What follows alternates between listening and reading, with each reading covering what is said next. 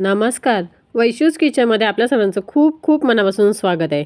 आज आपण बनवतोय ना मिक्स व्हेज पराठा. भरपूर अशा भाज्या टाकून पराठा बनवतो आहे, जेणेकरून मुलंही आवडीने खातील. प्लस त्याच्यामध्ये चीजही आहे.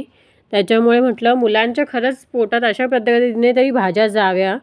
नेहमी सगळ्याच भाज्या मुलं खातात असं नाही आणि ते खाताना खरंच ते नाक मुरडतात. त्याच्यामुळे अशा पद्धतीने जर बनवून दिलात ना, एक जरी पराठा खाल्ला तरी त्यांचं पोटही भरलेलं राहील. प्लस त्यांच्यामध्ये पोषण तत्व जे भाज्यांमधून भेटतात ना, तेही त्यांच्या ह्याच्यामध्ये जातील. इथे मी गाजर, कांदा प्लस बीट आणि सिमला मिरची असं चॉपरमध्ये चॉप करून घेतलेलं आहे. गाजरचं प्रमाण थोडंसं जास्त आहे. असं काय कोणत्याही ह्या भाज्यांमध्ये कुठलंही प्रमाण नाही आहे. आपल्या आवडीनुसार तुम्ही कितीही भाज्या घेऊ शकता.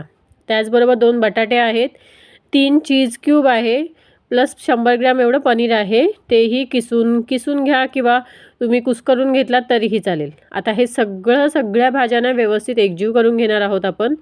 सगळ्या एका बाउलमध्ये मी पहिले ट्रान्सफर करून घेतलेल्या आहेत. आता थोडंसं ना कांद्यामध्ये वगैरे कसं पाणी असतं, त्याच्यामुळे कांद्याचं प्रमाण थोडंसं कमी ठेवलेलं आहे. सिमला मिरचीमध्येही पाणी असतं, त्याच्यामुळे त्याचंही प्रमाण थोडंसं कमी केलेलं आहे. जेणेकरून जी स्टफिंग आपण बनवतो ना, मग ती एकदम पातळ व्हायला नको किंवा आपण जेव्हा स्टफिंग भरतो ना, तर पराठ्यामधून बाहेर यायला नको. त्यासाठी गाजरमध्ये वगैरे एवढं नसतं, त्याच्यामुळे ते छान चॉपरमध्ये चॉप करून घेतलेलं आहे. त्याच्यामुळे ते कसं त्यांना बाइंडिंग येईल आणि मस्त असं ज्युसी नाही होणार पराठा. म्हणजे ना त्याचं कुठेही लिक्विड असं बाहेर येणार नाही अजिबात. स्टफिंग आतमध्ये व्यवस्थित राहील. अशा पद्धतीने आपण भाज्या निवडायच्या. म्हणून टोमॅटो वगैरे अजिबात टाकायचं नाही आहे याच्यामध्ये. इथे भरपूर अशी बारीक चिरलेली कोथिंबीर टाकून घेतलेली आहे.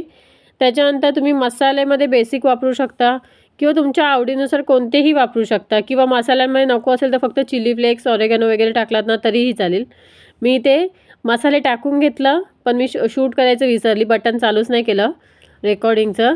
आणि त्याच्यामध्ये मी लाल तिखट, हळद, मीठ वगैरे घेतलेलं आहे. प्लस थोडासा गरम मसाला, धना जिरा पावडर घेतलेली आहे. मीठ आता टाकते. त्याच्यानंतर मी ना थोडंसं पिझ्झा पास्ता सॉस टाकलेला आहे. जास्त नाही टाकलेला आहे, कारण का त्याच्यामध्ये मग त्याचं लिक्विडही नको आहे ना, त्यासाठी फक्त 1 ते 1.5 चम्मच एवढंच टाकलेलं आहे. चवीनुसार मीठ टाकलेलं आहे. आणि आता हे सगळं ना जिन्नस एकजीव करून घ्यायचं आहे. चमच्याने करू शकता किंवा हाताने केलात तर बेस्ट आहे. व्यवस्थित एकजीव इथे करून झालेलं आहे बघा. मस्त अशी स्टफिंग इथे आपली तयार झालेली आहे. आणि आता आपण कणिक वगैरे मी मळून घेतलेली आहे थोडीशी घट्टसर. आणि कणिक मळताना कणकेमध्ये मी मीठ टाकलेलं आहे, प्लस थोडासा ओवा टाकलेला आहे, जेणेकरून आपल्या पोटाला त्या पराठ्यांचा कोणताही त्रास होऊ नये. एक जरी पराठा खाल्लात तर आपलं पोट खरंच म्हणजे लहानांचंच नाही तर मोठ्यांचंही पोट फुल पॅक राहील. नाश्त्यासाठी बनवा तुम्ही अशा पद्धतीने किंवा लंचसाठी बनवा किंवा डिनरसाठी बनवा. कोणत्याही टायमाला तुम्ही बनवून खाऊ शकता. आणि अशी ही गोष्ट आहे ना, ज्याला बनवायला खूप वेळ गेला, अगदी 2 तास तरी गेले असतील बनवायला आणि त्याच्यानंतर खायला तर लगेच संपले. 10 मिनिटाच्या आत लगेच संपून गेले. जरी चॉपरमध्ये आपण भाज्या चॉप केल्या तरी चॉप वगैरे करायला सोलून नंतर त्याचे थोडे छोटे तुकडे करून मस्त असे त्याच्यानंतर ते चॉप करणं, त्याच्यामध्ये खरंच खूप टाईम जातो आणि पण खायला खरंच खूप भारी वाटतं. त्याच्यामुळे तुम्ही कधीही बनवू शकता. आणि इथे बघा आता मी कणिक एक गोळा घेतलेला आहे कणकेचा, त्याच्यानंतर छान मोठा असा लाटून घेतलेला आहे. मी नॉर्मल स्टफिंग भरतो तशी नाही भरत आहे, फक्त मध्येच आपण स्टफिंग भरणार आहोत. आणि तुम्ही याच्यामध्ये मग तुम्ही कोणताही शेप देऊ शकता, ट्रायंगल, स्क्वेअर वगैरे कोणताही देऊ शकता किंवा सर्कलही. मी इथे